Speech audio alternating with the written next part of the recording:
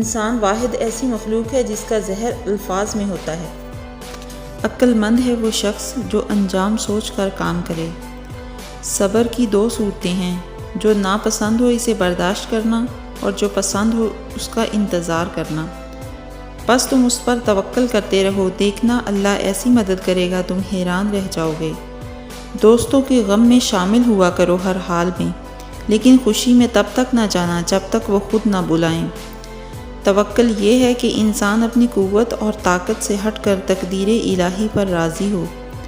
سوائے اپنے رب کے کسی سے امید نہ رکھنا اور اپنے گناہوں کے سوا کسی چیز سے خوف مت کھانا۔ نیک لوگوں کی صحبت سے ہمیشہ بھلائی ہی ملتی ہے، کیونکہ ہوا جب پھولوں سے گزرتی ہے تو وہ بھی خوشبودار ہو جاتی ہے۔